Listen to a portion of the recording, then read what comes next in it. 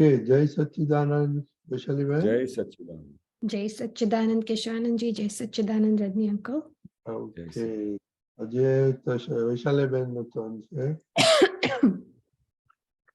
Sheetal bhai, you can put it up.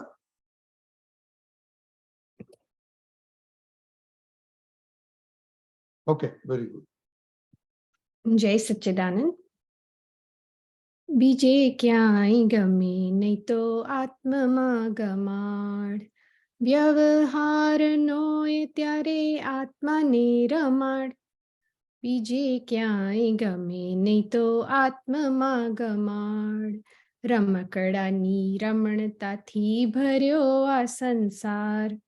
નાનપણમાં peppermint દડો બેટું છાડ, પત્તા ગોટી રમત ગમત પતંગી જંજાળ. સ્કૂલ પછી કોલેજોમાં લફરા મોહજાળ, ઉંમર મુજબ રમકડાની અવસ્થાનો ભાર. બીજે ક્યાંય ગમે નહીં તો આત્મમાં ગમાડ, નિર્જીવ રમકડાથી થાકી ગયો બાળ. ત્યાર પછી જીવતી પુતળી સંગે પ્યાર, લડકા લડકી ગોતી કાઢે ઘાટ મુજબ તાલ. પ્યારો પ્યારી જવાનીમાં 2 કે 5 સાલ, જવાની દીવાની પછી ઉતરતો જો કાળ. બીજે ક્યાંય ગમે નહીં તો આત્મમાં ગમાડ. એકલો હતો 2 પગોને 2 મળ્યા ત્યાં 4, મનુષ્યમાંથી જનાવરમાં જવા થયો તૈયાર. પહેલે બચ્ચે ભ્રમર રૂપે 6 પગિયા મોકાણ, દીકરા વહુથી ઘરમાં બધી કરોડિયાની જાળ. જાળની જંજાળી ગુચમાં થઈ ગયો ગમાર, બીજે ક્યાંય ગમે નહીં તો આત્મમાં ગમાડ. આટલું વીત્યું પછી તો ના ગમે ઘર બાર, કઢાપોને અજંપામાં ગૂંચવણું અપાર. સાધુ બાવો બની જતા શાસ્ત્રની લંગાર, ત્યાંય બેઠા પુસ્તકોને હું પદકે સ્વાર. ઘરથી નાસી બાવા થતા આશ્રમોની વાડ, બીજે ક્યાંય ગમે નહીં તો આત્મમાં રમાડ. સાધુને ચેલા ચેલી ઘંટની વળગાડ, ત્યાગ છતાં રમકડાને તિથિની વડવાડ. અમે મોટા તમે છોટા બળ્યો આ સંસાર, મિથ્યા તત્વે રમણ ભ્રમણ જગત ઘટમાળ. સ્વસ્વરૂપ લક્ષ્ય વિના નાવે બેડા પાર, બીજે ક્યાંય ગમે નહીં તો આત્મમાં ગમાડ. તૂટ ફૂટે વધે ઘટે એ રમકડા જાણ, એમાં વળી રાગે દ્વેષે ચલતો રે સંસાર. જડમાં પ્રીત સંવિકલ્પે ક્લેશને ભંગાર, શુદ્ધ જ્ઞાન મોક્ષ લક્ષે ભૂલાશે કકડાટ. સ્વરમણમાં લીનતાથી છૂટે જગત ધ્યાન, બીજે ક્યાંય ગમે નહીં તો આત્મમાં ગમાડ. જય સચ્ચિદાનંદ. જય સચ્ચિદાનંદ. જય સચ્ચિદાનંદ. બહુ સરસ. આ પદ્મા કેશવાનંદજી, એટલે મને થોડી ઘણી તો સમજણ પડી કે જન્મ્યા ત્યારથી ઝીણી ઝીણી બધી વસ્તુઓમાં ગૂંચવાયા કરી, અને પછી અલ્ટિમેટલી ખ્યાલ સમજણ પડે છેલ્લે કે સ્વરમણમાંથી લીનતાથી છૂટે જગત ધ્યાન. પણ તો એ સ્વરમણની લીનતામાં રહેવાનું કેવી રીતે, અને ક્યારે બધું, એટલે ઇન્દ્રિય સુખો બધા ખેંચી જાય બીજી બાજુ, ત્યારે થોડીક વાર તો ગમે છે, પણ પછી ખ્યાલ આવે છે કે ના, આમાં સુખ નથી, કંટાળી જવાય છે. પછી ફાંફા મારે કે બીજે ક્યાં સુખ શોધું, તો નથી મળતું. તો આમાં થોડોક વધારે જરા પ્રકાશ પાડો ને. કવિરાજે, દાદા કહેતા હતા કે કવિરાજે 3-4 એવા પદો બનાવ્યા છે અને લખાઈ ગયા છે કે ગમે તેવા પુસ્તક વાંચો ને તો વૈરાગ ના આવે, પણ આ કવિરાજના એ 2-3 પદમાંથી એક આ પદ હતું કે આમ વાંચે ને તો તરત જ એમને વૈરાગ આવે સંસારમાંથી. કારણ કે એમાં આખું નાનપણથી લઈને આખું સંસાર કેવી રીતે ચાલે છે અને કેવી રીતે આપણે એમાં તન્માયાકાર થઈને દરેક સ્ટેજ પર કેવી રીતે આપણે ઇન્વોલ્વ થઈ જતા હોઈએ છીએ, પછી ડિઝોલ્વ થઈ જતા હોઈએ છીએ અને એના પછી ખબર નથી પડતી કે આપણી ઉંમર પણ પૂરી થતી હોય છે અને આપણે તો આમાંથી બહાર નીકળવું કેવી રીતે, સ્વરમણમાંથી આવું કેવી રીતે. એટલે વારે ઘડીએ શું કહે છે કે બીજે સંસારમાં જ્યારે તમને દરેક ઠેકાણેથી એવું લાગશે કે અહીંયા સુખ નથી, અહીંયા સુખ નથી, ત્યારે પછી તમારે અંદર થશે કે બીજે ક્યાંય ગમે નહીં, તો હવે આત્મામાં ગમે. કારણ કે આત્મામાં તમે રહ્યા ને તો તમારે પછી બીજા સંસારની કોઈ બી વસ્તુ તમને એમાંથી સુખ આવશે નહીં. જ્યાં સુધી આપણે પેલી એની લગ્ની નહીં લાગે પોતાના સ્વરમણતાની, ત્યાં સુધી આ સંસારમાં જ ભટક્યા કરીશું, સંસારમાં જ મોહમાં પડ્યા રહીશું અને એમાં જ આખો ડિઝોલ્વ થઈ જઈશું. પણ ખરેખર પરમનન્ટ સુખ આપણી આત્મામાં છે. જ્યારે એક વખત પાકું નિશ્ચયમાં આવી જશે ત્યારે પછી બધી બહારની બધી વસ્તુઓ બધી હળવી થતી જશે અને ધીરે ધીરે પછી એની લગ્ની લાગશે અને પછી એ ટચ થઈ જશે ને પછી છૂટશે નહીં. એટલે આપણે શું લક્ષ્ય શું રાખવાનું કે આ જે તમારી સિસ્ટમ છે આખી લાઈફની, કોઈને બી જીવની, નાનપણથી શું થયું છે, શામાં બિઝી હોય છે, રમકડાની રમણતામાં ફર્યા કરે, પછી આ બધા પત્તા ગોટી રમત ગમતમાં પડ્યા રહે, પછી એમાંથી થાકી જાય તો જીવતી પૂતળીને લઈ આવે, પણ એમાં બી આખો વખત ચીતશું કે આ રમણતામાં જ પડ્યા હોય, સંસારની રમણતામાં. પોતાની સ્વની દાદા કે છે લગ્ની લાગતી નથી. એક વખત સ્વની ટચ થઈ જાય ને તો પછી આ બધી વસ્તુમાંથી બહાર નીકળી આવે. એટલે આપણે શું લક્ષ્ય રાખવાનું કે આમાંથી આપણે શું બધું સંસાર તો આ બધું આપણું દાદા કે છે કે આ તો બહુ અનાદિથી આવી રીતે જ ચાલતા આવ્યું છે. આમાં નવું શું છે? કઈ નવું છે આમાં? હસબન્ડ વાઈફ નું લગ્ન થાય, બધા થાય, એકબીજાની જોડે વળમવળી થાય, પછી એકબીજાને માફી કરે, ફરી ઝઘડા કરે, ફરી માફ કરે. આ તો દાદા કે આવું કઈ નવું કઈ છે જ નહીં આમાં. પેલા બી આવું હતું અને હમણાં બી આવું છે અને આગળ બી આવું જ થવાનું છે. કોઝિસ એન્ડ ઇફેક્ટ એન્ડ કોઝિસમાં આખી આ સાયકલમાં જ બધા ફર્યા કરવાનું. આ તો જૂજ જ લોકો માટે આ જ્ઞાન નીકળ્યું અને આ સંકેત મળી ગયું જે આમાંથી બહાર નીકળીને દરેક ક્ષણે મોક્ષ માર્ગમાં રહી શકે, દરેક ક્ષણે પોતાના સ્વના આનંદમાં રહી શકે. અમારા જૂજ જ લોકો માટે દાદા કહે છે જે બહુ પુણ્યશાળી હોય એમને આ બધું સંકેત મળી ગયું છે તો એમનું કામ થઈ ગયું. એના માટે હવે શું છે, આ તો બધું બહારનું વ્યવહાર શું છે, નિકાલી બાબત છે. આપણે હમણાં આ જે પૂરું મોહ આપણું જતું રહ્યું, આ જ્ઞાન મળ્યા પછી શુદ્ધાત્માનું લક્ષ્ય બેસી ગયો, ત્યાર પછી આપણું મોહની તો મોહ તો ઉડી જ ગયું. હવે જે કઈ બી રહ્યો તો ચારિત્ર મોહ રહ્યું છે. હવે ચારિત્ર મોહ તો ડિસ્ચાર્જમાં જે આવે એને જોયા કરવાનો છે, એને ફક્ત નિરંતર જોયા કરવાનું છે. આ અહીંયા ડિઝોલ્વ થઈ ગયા, આ બાળકો સાથે આમ પેલા એમની સાથે ઢળી ગયા, આ બાળકોના જે કઈ વાતચીત ચાલી એમાં બધું પોતાનું સ્વ ભૂલી ગયા. કોણ ભૂલી ગયો? વારે ઘડી અમને પાછા લઈ આવવાનું છે. આ આપણું પુરુષાર્થ છે. દાદાએ બહુ સરસ વસ્તુ કહી છે કે જ્યાં સુધી સંકિત નથી થતું ત્યાં સુધી પુરુષાર્થ શરૂ થતું નથી. આ જગતમાં જ્યાં બહાર જે કઈ બી ચાલી રહ્યું છે ત્યાં ભ્રાંત પુરુષાર્થ છે અને આપણે અહીંયા સંકેત પ્રાપ્ત થઈ ગયા પછી ખરું પુરુષાર્થ શરૂ થાય છે. અને આ પુરુષાર્થ કેવી રીતે શરૂ થાય છે કે આ પુરુષાર્થમાં તમારે ડગલે ને પગલે જાગૃતિ આવે છે. આ તમને કોઈ તમને આવીને બે ગાળો આપી ગયા, તમારા સાથે ગુસ્સે થઈ ગયા, બહુ જોરબંધથી બોલી ગયા, તમે આવા છો તેવા છો, અને એ વખતે જ્યારે તમે એમને નિર્દોષ જોયા, આપણો ઉદયકર્મ આવો છે, આપણો જ હિસાબ છે, આવી રીતે તમે વિચાર કરીને એ સંયોગમાંથી તમે બહાર નીકળી ગયા, એ તમારું પુરુષાર્થ. તો દાદાએ તો એનાથી બી આગળ કહ્યું કે જ્યારે તમને સંકિત થયું એમાંથી તમારે પુરુષાર્થમાં આવ્યા, તો પુરુષાર્થમાં આવ્યા પછી તમે પરાક્રમ સુધી પહોંચી શકો છો. એટલા 3 સ્ટેપ્સ દાદાએ બતાવ્યા છે. બાકી તો બહાર તો પુરુષાર્થ જેવી વસ્તુ જ નથી, પણ આપણા મહાત્માઓ માટે દાદાએ કેવી મોટી વસ્તુ કહી છે કે તમે હવે પરાક્રમ સુધી પહોંચી શકો. પરાક્રમ એટલે ગમે તેવા સંયોગ આવે તમને હલાવી ના શકે.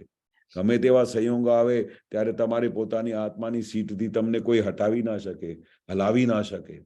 ગમે તેવા સંજોગો આવે, તમને ગાળો આપે, તમને બ્લેમ કરે, તો એ તમે એમની અંદર શુદ્ધાત્મા જોઈને એમની કલ્યાણની ભાવના કરો, એટલે એને પરાક્રમ કહેવાય. અંદરથી તમારે હાલી જવા સંજોગો આવી જાય, બહારના સ્થૂળ સંયોગો, વાણીના સંયોગો, આ બધા જેવા બી સંયોગો આવે, સ્થૂળ સંયોગો આવે, એવા બધા સંયોગોમાં તમે સ્થિર થઈને એ જ્ઞાનમાં રહ્યા, આજ્ઞામાં રહ્યા દાદાનીમાં, તો એ તમારું પરાક્રમ કહેવાય. બાકી સંસારમાં તમે કોઈને બી ગાળો આપો કે ગમે તે બોલી દો કે મેં તારી માટે આખી જિંદગી આમ કર્યું, તારા માટે આમ કર્યું, તો એ કહે છે તમે મારા માટે શું કર્યું? આવો એક જવાબ કોઈ આપી દે તો આખી રાત ઊંઘ નથી આવતી. આજે તમે સ્થિરતાની વાત કરી ને કે એનાથી તરત તમને સામેવાળો નિર્દોષ દેખાય કે એનામાં શુદ્ધાત્મા દેખાય, તો એ ક્ષણે ત્યારે જ્યારે when it's happening ત્યારે નથી દેખાતું, પણ પાછળથી ખબર પડે છે ને પાછળથી પ્રતિક્રમણ કરીએ છીએ તો એ પણ ગણાય ને કે બહુ સરસ ગણાય, બહુ સરસ ગણાય. કારણ કે આપણું અનાદિનો અભ્યાસ તો પેલું જ છે ને, મને કહ્યું તરત જ હાજર થઈ જાય છે. એ તો આપણી જ્ઞાનની બહુ મોટી પરાક્રમ છે, જ્ઞાનની આટલી મોટી શક્તિ છે અને દાદાની કૃપાનું ફળ છે. દાદા કે બાકી તો આ સંકિત પ્રાપ્ત થવું કે જેવી તેવી વસ્તુ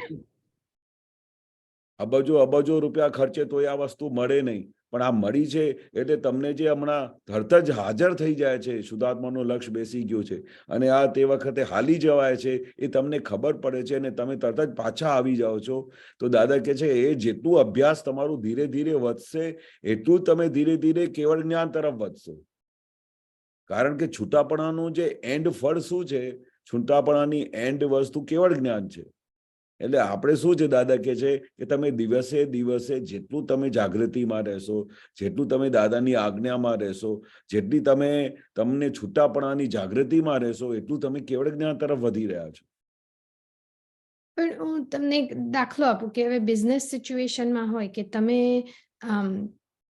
મેનેજરિયલ પોઝિશનમાં હોય કે હાયર પોઝિશનમાં હોય, તમારી નીચે કામ કરતા હોય, એની સાથે જ્યારે કોન્ફ્લિક્ટ થાય ને તમે જાણો છો કે એ વ્યવહારની વસ્તુએ એ જે કહી રહ્યા છે ખોટું છે, પણ તમારે સામેવાળાને દુઃખ નથી આપવું, છતાંય તમારે કડકાઈથી બોલવું પડે ને એમને કહેવું પડે કે તમારે આમ જ કરવું, તો પછી અંદર પાછો બહુ પસ્તાવો થાય કે ના મારે એવું નથી કરવું.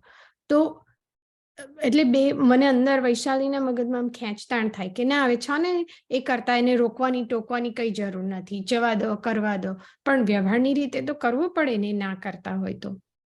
એટલે તો પછી પાછળથી પ્રતિક્રમણ કરીએ તો પછી એ રીતે જ હેન્ડલ કરવાનું, પણ અંદર બહુ 200% પરફેક્ટ છે. દાદા શું કહે છે કે હવે દાદાની સાથે અમે રહેતા હતા, કેટલા બધા મહાત્માઓ રહેતા હતા, તો દાદા શું કહેતા હતા કે અમે જ્યારે કોઈને વળીએ ને તો અમને બહુ ભાર આવે અમારા જ્ઞાન ઉપર, બધા ઉપર. તો અમને એક તો બહુ પહેલા બોલતા પહેલા બહુ પ્રોટેક્શન રાખવું પડે કે પડી ના જાય. કારણ કે જ્ઞાની પુરુષનું જ્યારે આ બોલવાનું થાય ને અને દાદાનું એ થાય તો તે વખતે દાદા જે વખતે જે મહાત્મા હાથમાં આવ્યા હોય તો એમને ના બોલે તો એનું રોગ કોણ કાઢે? અને દાદા ભગવાન તો એમને રોગ કાઢીને મોક્ષે લઈ જવા માટે બધાને ભેગા થયા. અને પોતાને વીકનેસ અને પોતાની નબળાઈઓ શું છે તો કોઈને પોતે પકડમાં ના આવે, એટલે ના છૂટકે દાદાને રોજે કોઈને કોઈનું ઓપરેશન કરવું પડતું હતું. તો દાદા બી કે ને કે હવે છોડી દો ને, પછી આ તો આમ છે તો પછી એને કેટલું દુઃખ થશે, આમ થશે. ના, કારણ કે દાદાના હાથમાં મિશન હતું કે મારે એક એકને મોક્ષે લઈ જવું છે. કોલર એ નહીં આવે તો કોલરથી પકડીને બી લઈ જવાનું છે. એવું દાદાનું આખું પ્રોસેસ હતું અને એવું દાદાનું મિશન હતું. તો તે વખતે જ્યારે ઓપરેશન કરતા હતા ને તો એવું ઓપરેશન કરતા હતા કે કાયમ માટે એમનો રોગ નીકળી જાય. એમને તો મહિના સુધી ખાવાનું બી ના ગમે, એવું લાગે ઘણી વખતે તો ભાગી જાય. કારણ કે દાદાનું જ્યારે એમનું રોગ કાઢવાની પ્રોસેસ હોય, કેવા ડોક્ટર હોય, એના તો આંતરડા બાતરડા બધા કાપી કાઢે જો એવો બધો રોગ કાઢી નાખે.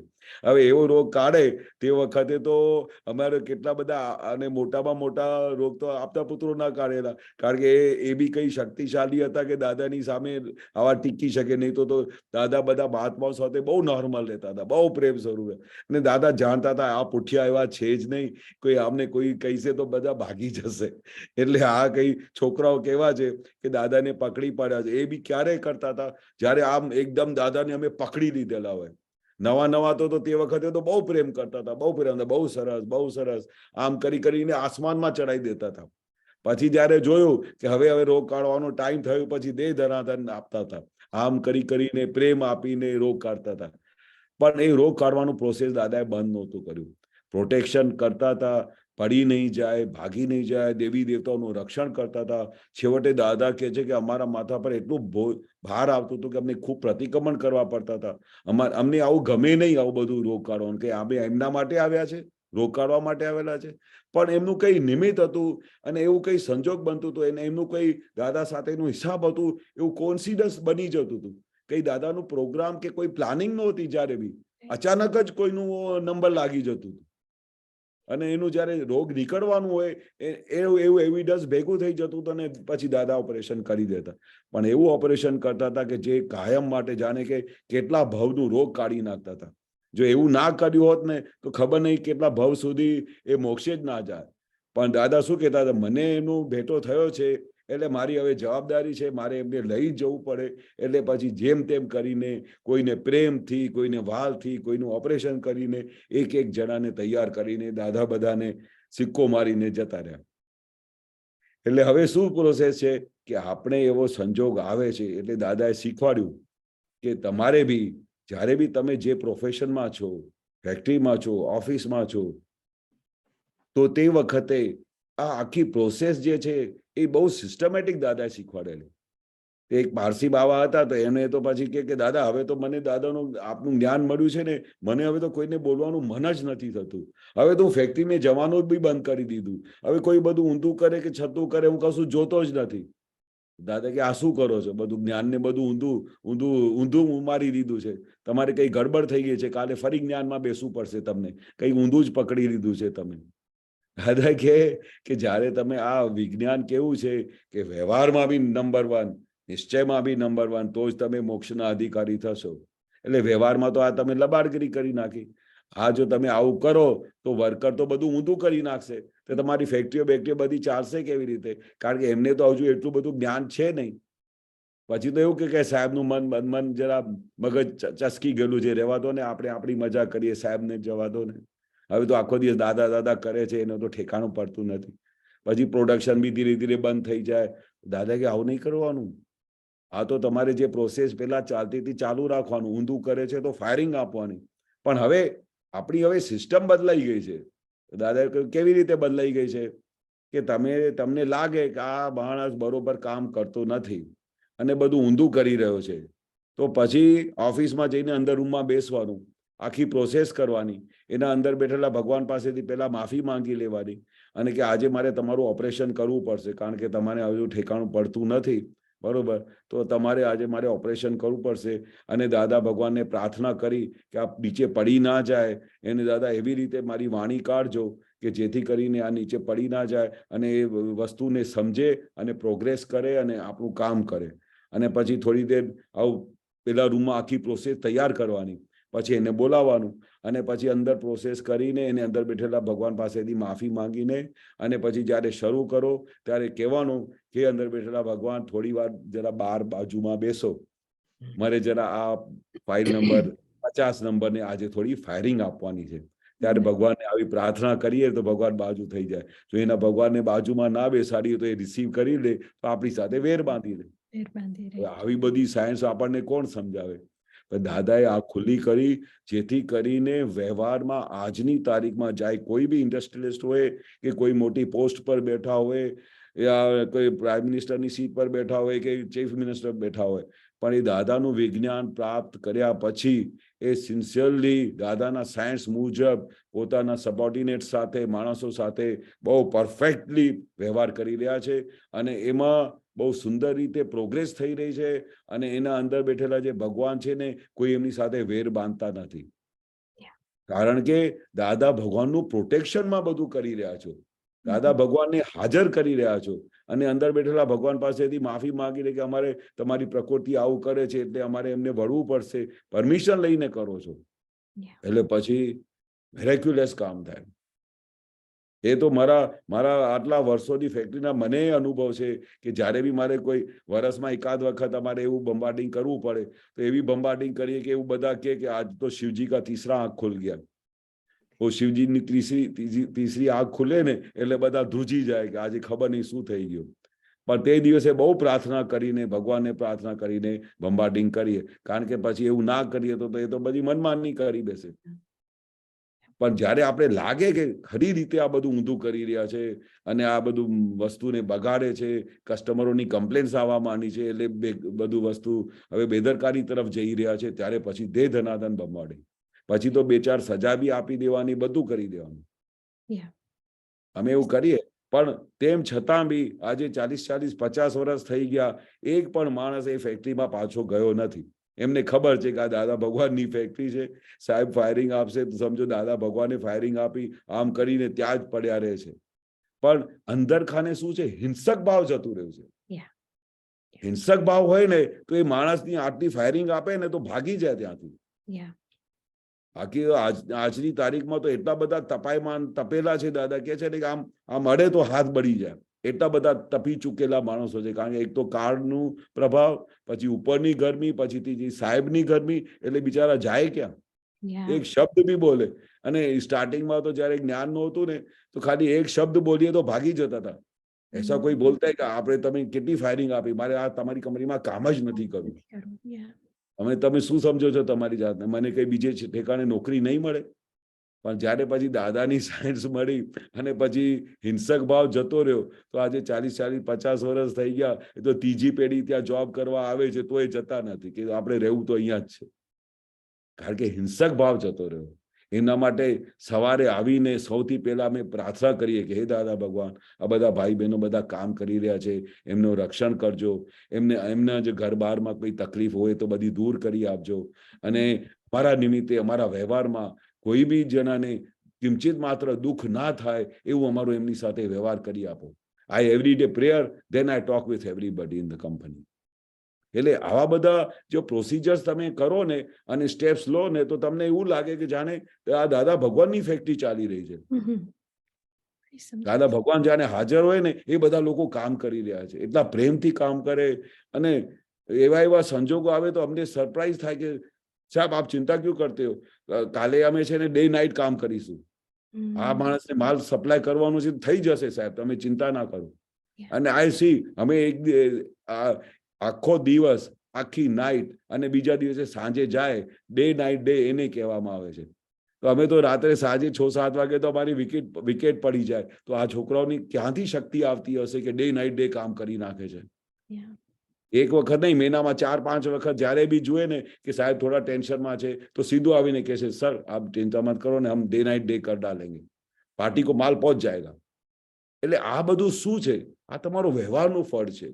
જ્યારે તમે એની અંદર, જ્યારે તમે અંદર જાઓ છો તો બધાની અંદર તમે શુદ્ધાત્મા જુઓ છો, અંદર શુદ્ધાત્મા સાથે તમે ડાયરેક્ટ કનેક્શન કરો છો, એટલે તમારો અંદરનો ભાવ એમને ત્યાં પહોંચી જાય છે, અને હિંસક ભાવ જેવી વસ્તુ રહી જ નથી. તો તમારા માટે કેવું સરસ કામ કરશે. એટલે આ જે તમને આવું મનમાં થાય છે ને કે હવે રહેવા દો ને, આ છે ને, તો એ ત્યાં સુધી ત્યાં થોડી પ્રોસેસને ચેન્જ કરવાની જરૂર છે, ખાલી આમ ટ્યુનિંગ કરવાની છે.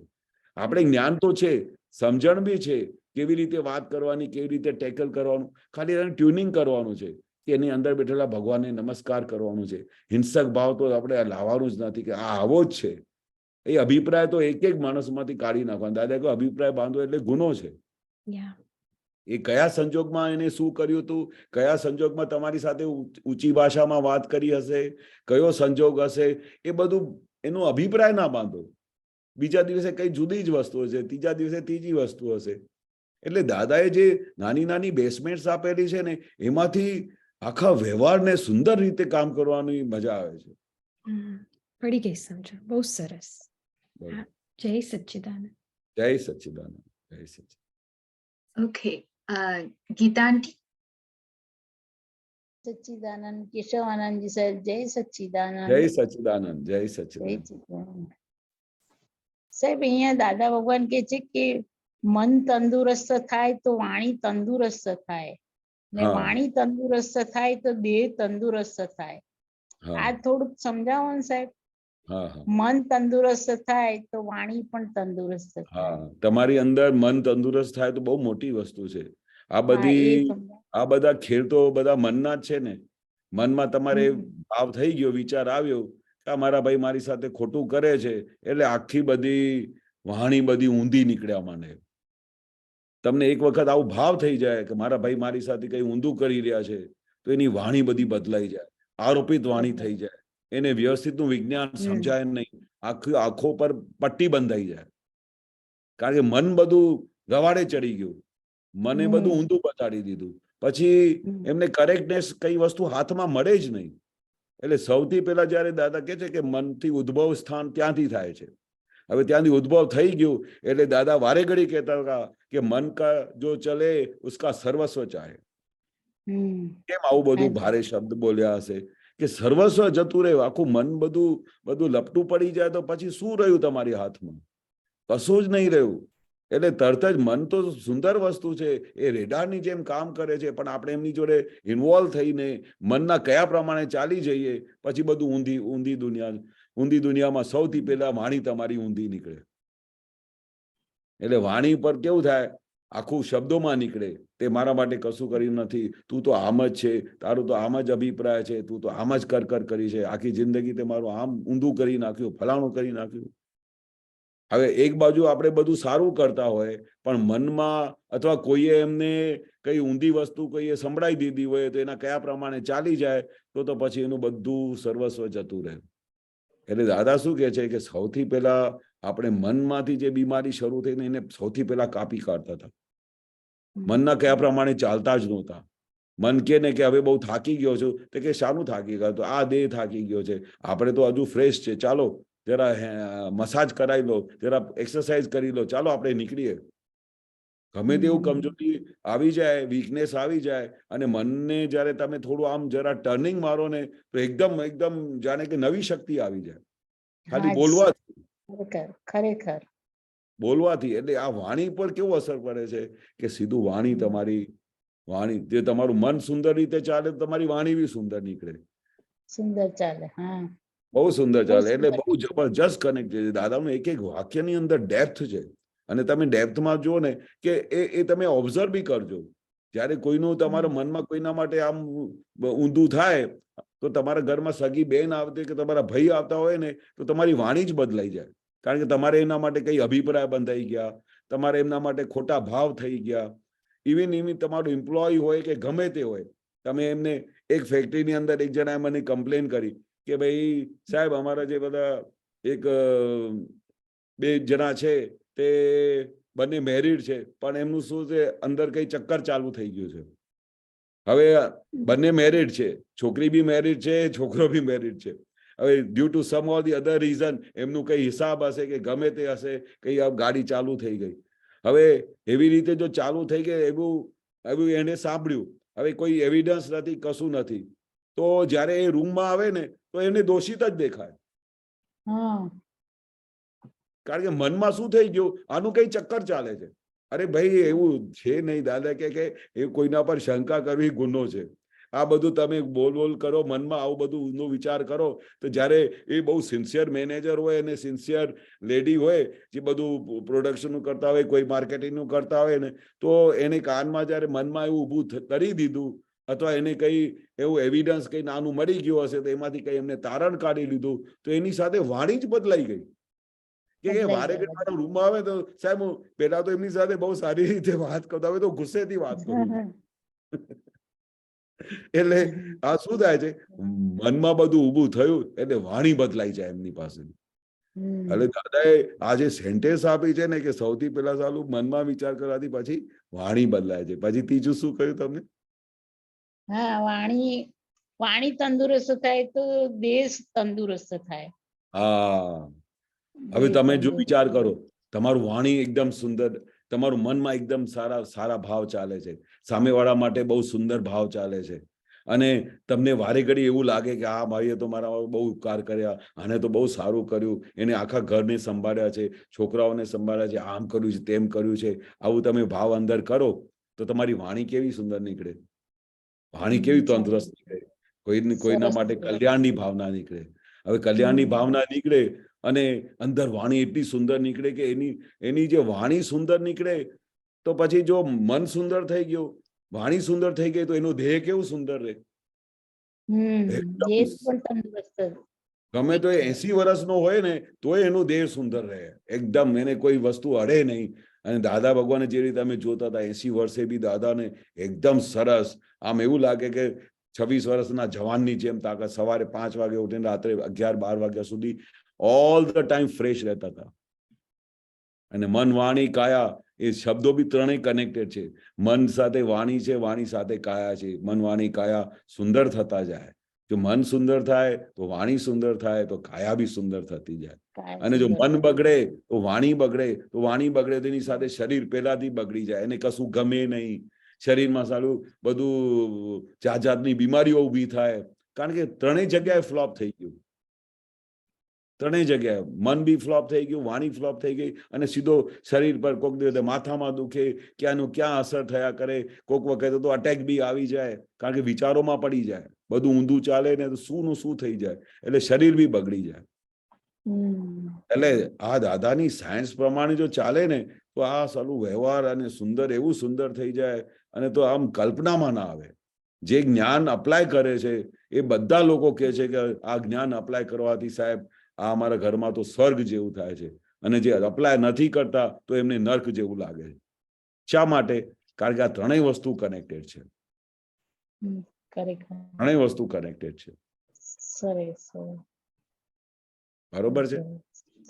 સમજણ પડી, સરસ સમજણ પડી, સરસ સમજ આપી સાહેબ, બહુ સરસ. જય જય સચ્ચિદાનંદ. સચ્ચિદાનંદ, કેશવાનંદ સાહેબ, સચ્ચિદાનંદ, જય સચ્ચિદાનંદ. જય સચ્ચિદાનંદ. Questions, Mahatmas? કેશવાનંદજી, હાજી. મારો આ તમે અભિપ્રાય વિશે હમણાં બોલ્યા ને કે તો એવું તો ઘણું બધા અભિપ્રાયો બધે હોય છે, તો દાદા ભગવાને શું કહ્યું છે? તમે એક વાક્ય બોલ્યા હમણાં કે કયા સંજોગોના દબાણમાં, કયા સંજોગોના આધારે માણસે કર્યું એ આપણે પછી એનો પણ એણે કર્યું એ આવો છે એનું એ કન્ક્લુઝન લઈને અભિપ્રાય બાંધીએ છે. પછી તો હવે જે બંધાઈ ગયેલા છે એમાંથી છૂટવાનું ઘણી નજીક બહુ જરૂરી છે, કારણ કે જે અભિપ્રાય બંધાઈ જાય ને અને એમાંથી જો બહાર ના નીકળે ને તો એ અભિપ્રાયને લીધે પોતાનું તો બગાડે, બીજાનું બી બગાડી દે. કારણ કે એ અભિપ્રાય જો એની સામે કોઈની સામે તમે ડેવલપ થાય તો તમારા બી એમના પડઘા એમના પર પડે. તમે તો ડાઉન જાઓ એ જાઓ, સામેવાળા પર જે અભિપ્રાય તમે બાંધો છો, કારણ કે એ બી તો વ્યવસ્થિતના તાબામાં છે, તમે બી વ્યવસ્થિતના તાબામાં છો, બંનેનું મન વચન કાય વ્યવસ્થિતના તાબામાં છે. અને તમે એ જગ્યા પર કોઈના માટે અભિપ્રાય બાંધો તો તમારું તો ડાઉનફોલ આવે ને આવે, અને સામેવાળાને તમારા પડઘા પહોંચે, એટલે એને બી તમારા માટે અભાવ તિરસ્કાર ઉભા થાય. એટલે દાદા એના માટે બહુ કાળજી કરતા હતા, કોઈના માટે અભિપ્રાય બાંધશો નહીં. શા માટે? કારણ કે કેટલા બધા એવિડન્સ હોય ને તો એ પ્રમાણે એ બિચારાએ કઈ વસ્તુ કરી હોય. જે રીતે દાદા એ ખાસ એક દાખલો આપતા હતા, અને એના દાદાના જીવનમાં એવું બન્યું હશે કે દાદાના કોટમાંથી એક બાઈએ પેલા જે ઘરવાળી કામ કરતી હતી એને પોકેટમાંથી કઈ પૈસા કાઢ્યા, અને દાદા જોઈ લીધા. એમને એવું કે દાદા જોતા નથી, દાદાને ખબર પડી કે એને આવું કર્યું. તો દાદાએ પછી એમને બોલાવીને સમજાવ્યું કે ભાઈ તને પૈસાની જરૂર હોય તો તું મારી પાસેથી લઈ લેજે, અને કોઈ પણ કારણસર જી Sorry, I think I need to mute. Oh, here. Oh, okay. તો દાદાએ જોઈ લીધું કે આને આવું કર્યું, તો એ દાદા એમને બધું સમજાયું કે આવી રીતે કરવાથી આમ થાય છે, આ નહીં કરવું જોઈએ, તમારે કઈ જરૂર હોય તો તમારે પૈસા લઈ લેવા, મારી પાસેથી માંગી લેવા. કે નહીં, મારા છોકરા માટે ફીસની જરૂર હતી, મને આમ શરમ થતું હતું, આમ થતું હતું, એટલે મેં આમથી કર્યા. તો દાદા બી સમજી ગયા કે આવા સંજોગ પ્રમાણે. એને કઈ દાદાએ બહુ બૂમાબૂમ કરી નહીં, એમને કહ્યું નહીં કે આથી તું નહીં આવજે, પણ નોર્મલી એવું થયું. હા પછી બીજા દિવસે દાદા શું કે છે કે બીજા દિવસે અમે કોટ અહીંયા પેલું હેંગ કરી દીધું હા અને અમે પછી બહાર જતા રહ્યા કે ગમે ત્યાં અમે પૈસા પડ્યા હોય તો અમને એક સેકન્ડ માટે બી એ અભિપ્રાય નહીં થાય કે ભાઈ આ ફરી જઈને ચોરી કરશે. તમે કલ્પના કરો કે હા કઈ લેવલ સુધી દાદા લઈ જાય છે કે અમને ફરી આવું વિચાર બી ના આવે કે ભાઈ આ ફરી જઈને આમ ચોરી કરશે. મેં એક વખત સમજાવી દીધું અને એના પછી જો અમે અભિપ્રાય બાંધીએ તો અમે ખોટમાં જઈએ, કારણ કે એની વખતે તો એના ભાવ બહુ સુંદર થઈ ગયા હોય. એને તો એવું થતું હોય કે મેં બહુ ગુનો કર્યો, એ તો પશ્ચાતાપમાં હોય. અને તમે પછી બહાર જતા રહો અને વારે ઘડી તમે એવું અભિપ્રાય બાંધી દો કે આને તો ચોરી કરવાની ટેવ જ પડી ગઈ છે, એ તો કાયમ મારા પોકેટમાંથી પૈસા જ લઈ જાય છે. એટલે સાયન્સ દાદાની શું કહે છે કે કેટલા બધા સંજોગ ભેગા થાય, કેટલા બધા કારણો ભેગા થાય, કેટલી બધી તકલીફ હોય પેલા બહેનને કે ના છૂટકે એને દાદાના કોટમાંથી પૈસા કાઢવા પડ્યા હશે. અને એના પછી દાદાએ એને બધું એક્સપ્લેનેશન આપી દીધી. તો પછી દાદા કે અમે નિરાંતે બધું જતા રહીએ, બહારથી કામ કરીને આવીએ, પણ એક વિચાર બી ના આવીએ કે ફરી જઈને આવ ચોરી કરશે. કારણ કે એના પછી તો દાદાને બીજી વસ્તુ બી કનેક્શનમાં આવતી હોય કે કરી જશે તો મેં આવું કઈ ગયા ભાવમાં કર્યું હશે, એનું હિસાબ ચૂકતે કરી ગઈ, આમ કરી ગયો. આ એનું વિજ્ઞાન આગળ ને આગળ દોડતું જ જાય. આ તો અમારી બધી બુદ્ધિ એવી બધી લિમિટેડ છે કે અમે ત્યાં અટકાઈ જઈએ અને કોઈના માટે બી અભિપ્રાય રેસ કરી નાખીએ, કારણ કે આપણી એવી ડેવલપમેન્ટ નથી. આપણે એવું કેવળ જ્ઞાન સુધી આપણે દાદાને તો ખુલ્લું થઈ ગયું, પણ આપણે એ લેવલ સુધી પહોંચ્યા નથી. આર પાર જોવાની દ્રષ્ટિ, એમની અંદર શુદ્ધાત્મા જોવાની દ્રષ્ટિ, આપણું હિસાબ શું છે, પેલાનું હિસાબ શું છે, કયા કારણસર આપણા જ ઘરમાં આવીને એને આટલા પૈસા લઈ લીધા, કેટલા બધા સાયન્ટિફિક સર્કમસ્ટન્શિયલ એવિડન્સ ભેગા થાય ત્યારે આ હેપનિંગ થાય. અભિપ્રાય બાંધવો તો બહુ મોટો ગુનો છે, દાદા કહે છે, બહુ મોટો ગુનો છે. કારણ કે તમે તમારી રીતે તમારી લિમિટેડ બુદ્ધિને લીધે, તમારી પોતાની લિમિટેડ ડેવલપમેન્ટને લીધે તમે બધા ડિસિઝન પર આવી જાઓ છો, પણ જ્ઞાનની દ્રષ્ટિએ જેને સંકેત મળ્યું છે, તેને આવું બધું જબરદસ્ત જ્ઞાન મળ્યું છે, એની માટે તો બહુ મોટી જવાબદારી છે, મોટી જોખમદારી છે કોના માટે અભિપ્રાય. અને છેવટે તો એમને બી અહિત થશે, સામેવાળાને બી અહિત થાય, અને બધાને એ એટમોસ્ફિયરમાંથી પસાર થવું પડે. એમને રાત્રે ઊંઘ ના આવે અને અભિપ્રાય બાંધે તો એને આખો દિવસ એના જ ફોટા પડ્યા કરે. કેટલું બધું આત્મા બાતમાં તો ક્યાં પહોંચી ગઈ. આખો વખત એનો જ પેલું મોડું દેખાયા કરે કે આમ કરે છે, તેમ કરે છે, ચોરી કરે છે, ફલાણું કરે છે. આત્મા ક્યાં જતી રહી? દાદા કહે કે આટલી મોટી વસ્તુ મેં તમને હાથમાં આપી છે, આટલી વિજ્ઞાન આપ્યું છે, એક સેકન્ડની ફુરસદ નથી આપણી પાસે. આપણે કેટલા પ્રતિક્રમણ કરવાના છે, સામાયિક કરવાના છે, કેટલું બધું કામ બાકી છે, અને આપણે એક જગ્યાએ અટકી જઈએ છીએ. બહુ એટલે સમજાય કે આ નુકસાન કેટલું બધું થાય છે અભિપ્રાય રાખવાથી. ગુનો કયો છે દાદા ભગવાને કહ્યું, બહુ મોટો ગુનો છે, એનાથી બહુ ગુનો છે. એટલે આપણે કોઈને ગુનો દાખલ કરીએ તો કોર્ટમાં શું સજા આપી દે છે? 6 મહિનાની જેલમાં નાખી દો. ગુનો એટલે આવો ગુનો. આપણે આત્મા જતો રહે, આના સિવાય બીજો શું ગુનો કહેવાય? બોલો. તમે આખો દિવસ એમની અંદર શુદ્ધાત્મા ના દેખાય અને એની પ્રકૃતિ દેખાય કરે કે આની પ્રકૃતિ ચોર છે, આમ છે, તેમ છે. એટલે આપણે દાદાની આજ્ઞામાંથી બહાર જતા રહ્યા, 5 આજ્ઞામાંથી બહાર જતા રહ્યા તો ગુનો ના કહેવાય? એની કયા સાયન્ટિફિક દાદા જ્યાં એક જગ્યાએ કહ્યું હોય કે આખું જગત નિર્દોષ છે, મેં આખા જગતને નિર્દોષ જોયો છે, અને તમે આખો દિવસ એમના દોષો જોજો કરો તો તમને કેટલું બધું જ્ઞાનમાં તમે આગળ વધી જાઓ. કરેક્ટ. અને આ અભિપ્રાયથી થાય એવું આખો દિવસ પછી એ જ દેખાય, અને એ જ દેખાય. આનો ચિત્ત જ આમાંથી કે આ આમ કરે છે અને તેમ કરે છે, અને એની આખું વિજ્ઞાન તો સમજાય નહીં. આ દાદા કહે છે કે આપણા મહાત્માઓની બહુ મોટી જવાબદારી છે. આખું વિજ્ઞાન પ્રાપ્ત થયું છે. આ શું કે છે, નાના બાળકના હાથમાં આ હીરાનું કોઈનો હીરો હાથમાં આપી દીધું હોય તો એને કદર પડે એમની. સંકેત એટલે શું? શુદ્ધાત્માનું લક્ષ્ય બેસાડવું. એટલે તમે કેટલા પુણ્યશાળી છો કે તમને શુદ્ધાત્માનું લક્ષ્ય બેસાડી આપ્યું છે દાદાએ. અને તમને આખો વખત પ્રજ્ઞા શક્તિ ચેત કરે છે, પણ તમારું જે અંતસ્કરણના જે મન બુદ્ધિ ચિત્ત અહંકાર છે ને, એને બધું ઉખેડીને ફેંકી દે છે, પ્રજ્ઞાને બી હલાઈ કાઢે છે. બોલો, એટલા ભારે છે. હા એટલે કેટલી જાગૃતિ રાખવી પડે. હા કરેક્ટ રાઈટ. જબરજસ્ત જાગૃતિ રાખવી પડે, કારણ કે અંદર તો બધા ભૂતા બેઠા જ છે ને. અંદર બધા ડિસિઝન મેકર્સ, બુદ્ધિ બેઠી છે, ચિત્ત બેઠું છે, મન બુદ્ધિ ચિત્ત અહંકાર બધું આખું અંતસ્કરણ તૈયાર બેઠું છે. હા હા દાદા કહે છે કે પ્રજ્ઞા શક્તિને બી હલાવી કરે, એનું બી નથી સાંભળતા. બોલો, એટલે એનું નથી સાંભળતા, એના લીધે તો આટલી બધી દશા થાય છે. પછી એમને આખો દિવસ આકુળ વ્યાકુળતા રહે, કશું આનંદ ના આવે. આત્માનું સુખ દાદા કે છે એવું છે કે જો એક વખત ટચ થઈ જાય ને, તો આ આખા સંસારને છોડીને એને આ બાજુ જુએ બી નહીં. બોલો, ખાલી આત્માનું સુખ કેવું હશે. અને એ પછી કેવો સુખ છે કે પરમનન્ટ. પેલા બધા સંસારના સુખો તો ટેમ્પરરી, કોઈ તમને વખાણ કરે અને થોડી વારમાં પછી તમારું અપમાન કરે એટલે બધું જતું રહેશું. ફ્રેક્શન ઓફ સેકન્ડ નું સુખ છે આ સંસારનું સુખ.